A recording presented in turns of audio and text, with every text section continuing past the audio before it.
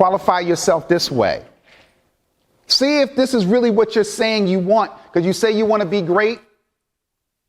I want you to serve. I want you to serve. I want you to recognize that leadership is not what you think. Leadership is about perfecting your serve.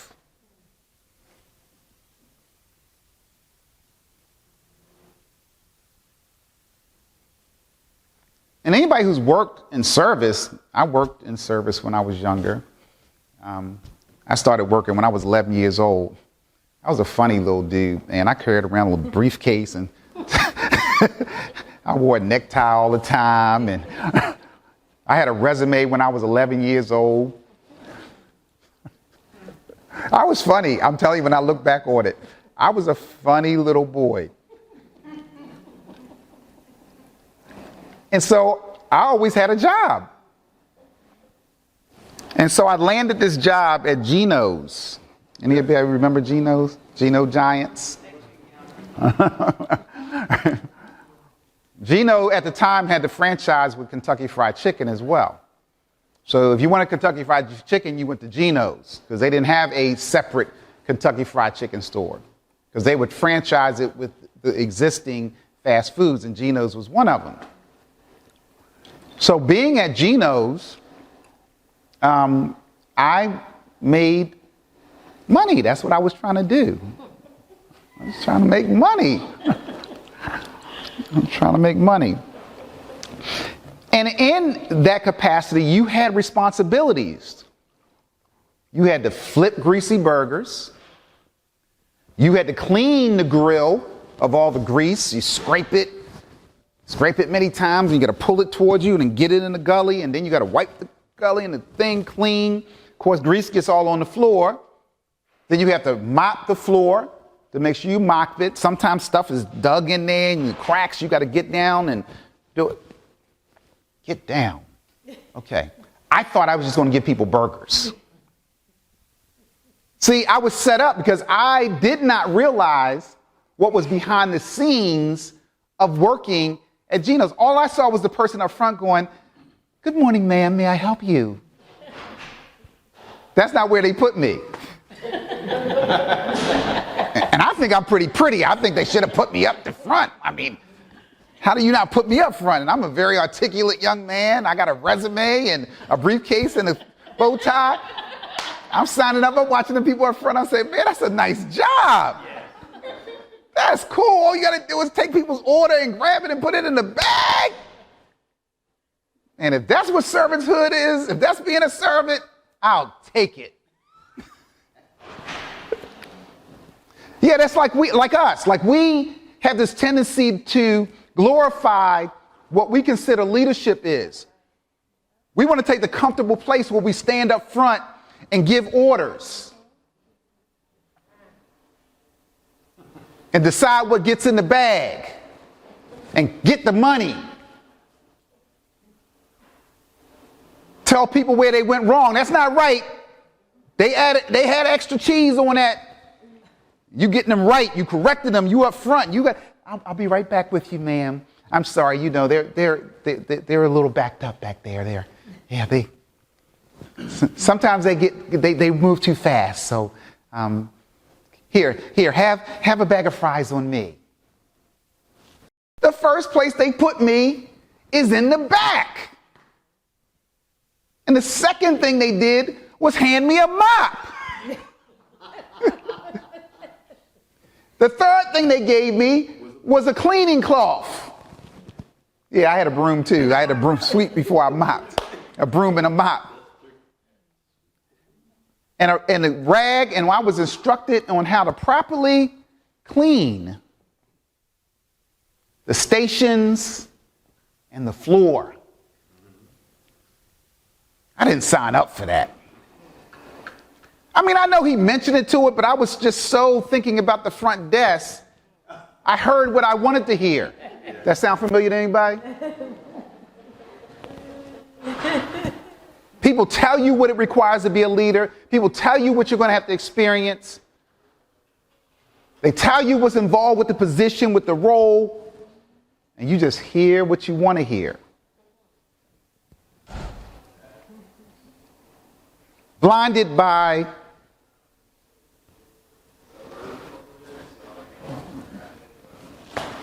blinded by the leadership, blinded by the accolades, blinded by the elevation, the status. I mean, I get it. We're in a status society. I mean, we're to the point that we're counting how many likes people have from us. I mean, that's a type of status. That's what they tapped into. If a lot of people liked you, you did well. If you didn't get that many likes, maybe that didn't go over very good. If you get a lot of likes, you're going to repeat it again, and you're going to do something in the same vein. You don't get likes, you say, oh, well, okay, I'll go to the next thing. Program for the status. Pictures. Don't be looking at me. Y'all know how y'all be doing. Especially that one right there. She better not even look at me funny, because that girl could, she take the most Facebooky pictures, boy. I mean, she be looking so glamorous. I be like saying, that's Placida. Good gracious, boy. Her pictures look nice. I was like, I know who you're talking about.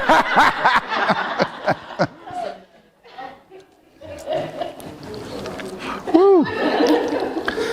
Yeah, status, glamour, your own office.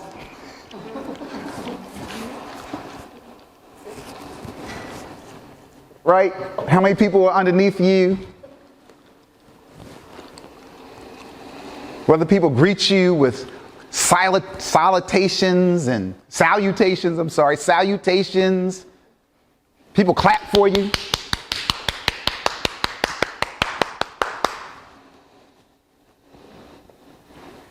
But what you don't know is that you're really in the back kitchen.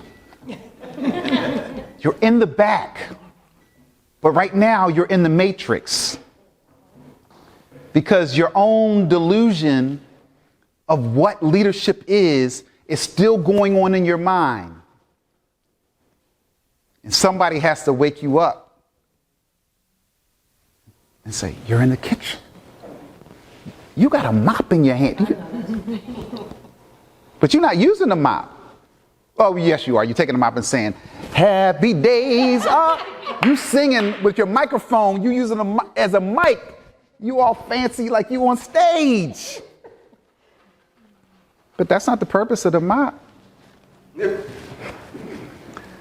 It's creative for you to do that, but that's not the purpose of the mop.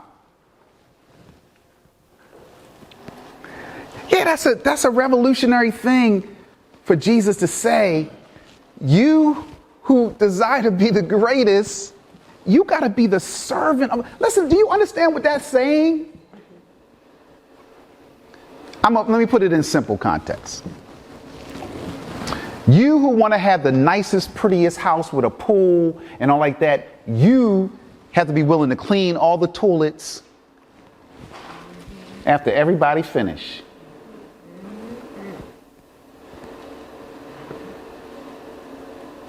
When I buy my house, I wasn't thinking about cleaning no toilets. And in fact, I'm just trying to negotiate how I could get somebody to clean my toilets for me. So I'm just an analogy. You don't have to clean your toilets after everybody gets done. That's where you say, thank you, Jesus. Now that's an analogy that he's comparing your desire for great things to a call for you to be a servant. To serve, to be menial, to be the one who's mopping and cleaning, not directing people to mop and clean.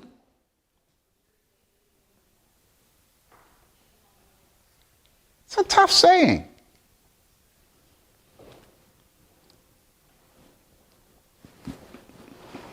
And what I've learned about myself Because the more I grow in leadership, the more I see how much work I need to do to be a servant.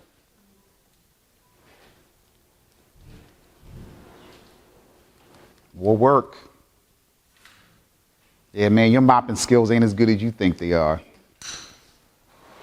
You might think you're pretty, but that floor sure don't look like it's supposed to look.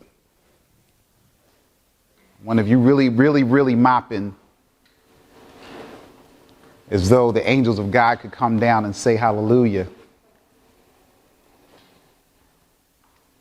Or is it convenient? Because that's one thing leadership is not. It's not convenient. You can't turn it on and turn it off. You can't decide, I'm going to lead today, these 2 days, because everybody's going together. We're working as a team, da-da-da. And then the next day comes, and everybody's against you and mad at you. And now you don't want to be a leader.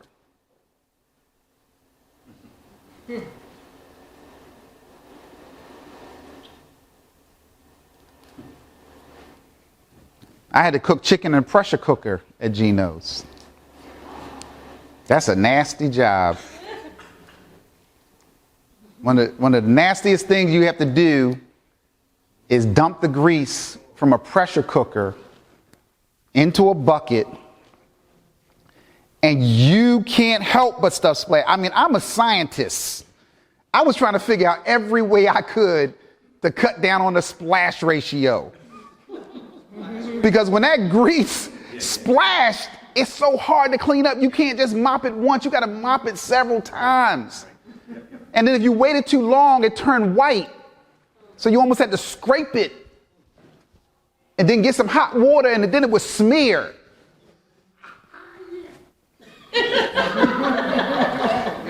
So I had to take the bucket, I'm putting it between my legs, and you got this little lever where the grease is going to come. Now, I know I got to mess because, you know, I'm putting my apron down like this, and I got the bucket. I try to say, let it out slow. But if you let it out too slow, it starts. So you got to let it just enough. You put it too fast, it's. So you got, you know, I'm driving this thing, right? This bucket of grease. The grease, then the bucket's getting heavier.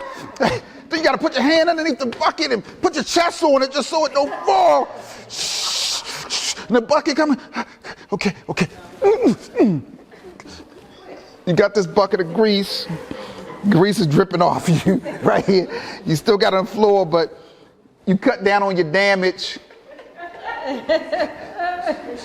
And now you got to dump the grease in this big barrel out back. Now you got to grab the bucket. The barrel's about this high. I think I was this high then at that time. It felt like it was like up to my neck. And you had to take the bucket and try to pour the grease in, and you had to do it at the right speed so that you wouldn't fall back on you and you could get it in. And then God help you if the grease was up a certain height, because then you're going to get the splashing and all this sludge and dirt. And you're totally keeping it's pretty good on a sandwich.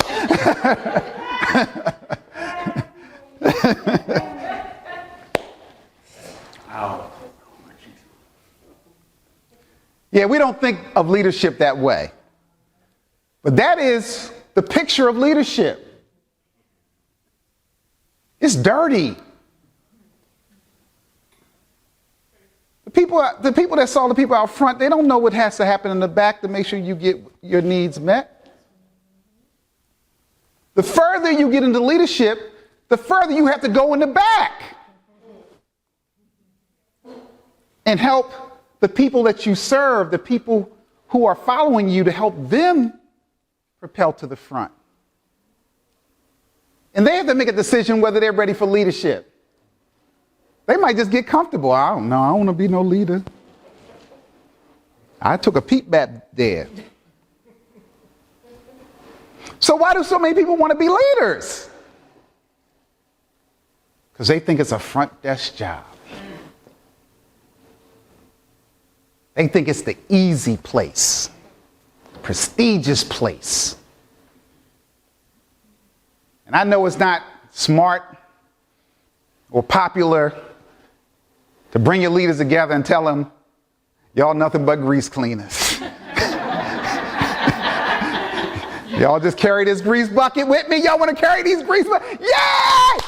I mean, how do you get people excited about cleaning sludge and grease, mopping floors, cleaning off the workstations, being the first to lead and to do that? That's not a popular message. Like, I'm pretty insane to be here as a CEO to tell you the truth. Because what it has to do, what you have to recognize is that with that being the servant, he connected to something. You, by definition of the character, of the humility, of the real understanding of leadership, you qualify yourself. And you are exalted. But not in the way the world sees exaltation, but you're exalted because people can see in you leadership. And people are willing to trust you, and people are willing to follow you. And people want to emulate you. And you influence people's lives. You change the core of their life. If you're willing to do and be taken through that process, unless a seed go into the ground and die, it cannot produce. Let me say it another way. If God has called you to be a leader, and it is a calling, you just don't take it just because it's there. The potential of your leadership has already been invested in you. I'm going to say it another way. Every one of us have a call to leadership. It depends on the level of your willingness to die and serve where God brings you, because he's put that potential in us. Some people say you got to be born to be a leader. No, you don't. Many great leaders have been made, not born. In fact, a person could be born, meaning they have the natural charisma, the natural speaking ability, they don't sit and be mentored. We used to have this concept in our country where you were apprentice. You sat under someone. You found a master that you respected, that you trusted. They were master in their craft. And you sat there and you humbled yourself and allowed yourself to be taught. And you willingly cleaned the floors because it was a privilege for you to gain what this person is giving you, because you can't buy it. You can't buy this. You can't really put a price on it. And so people who are naturally gifted, that's what God had to convict me of. I was a naturally gifted speaker. Like I said, I was speaking at a young age.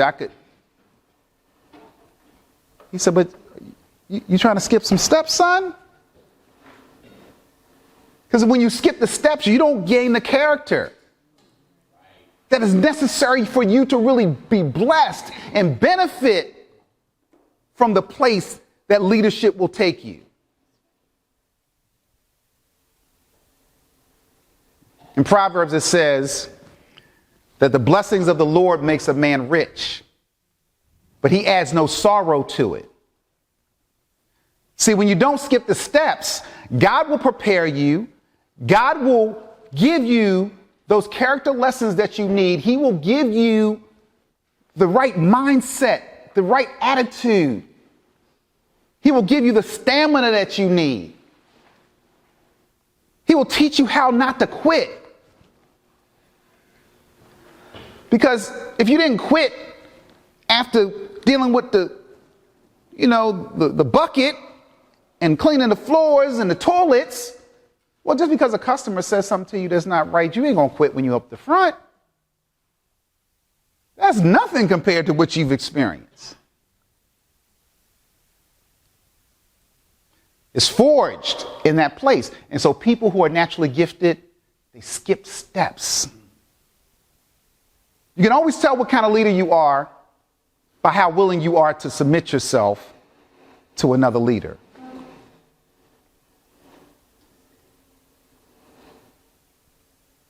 How much are you willing to be mentored? How much are you willing to have that relationship where you are learning from someone?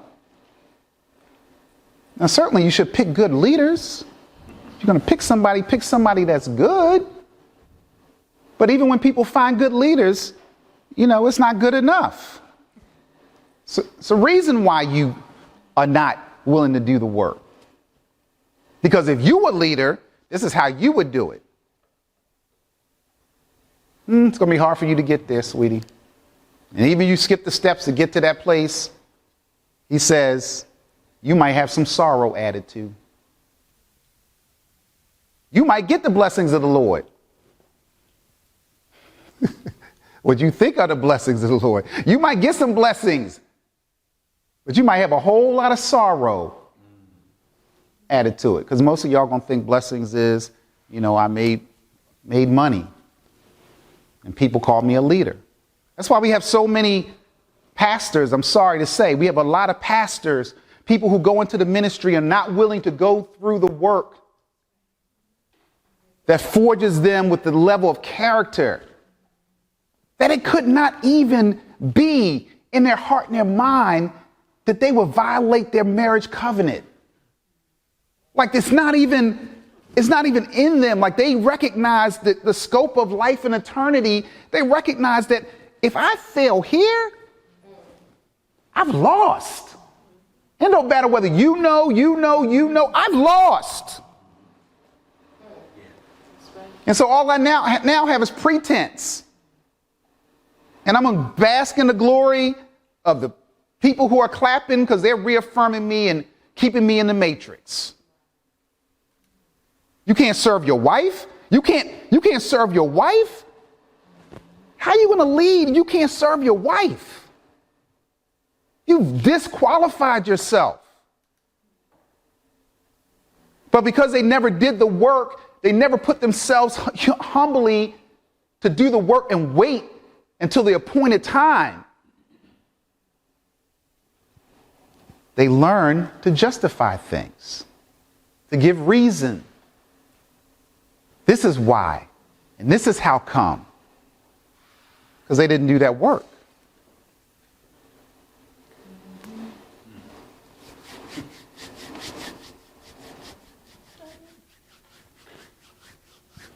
So I told you about GENOs.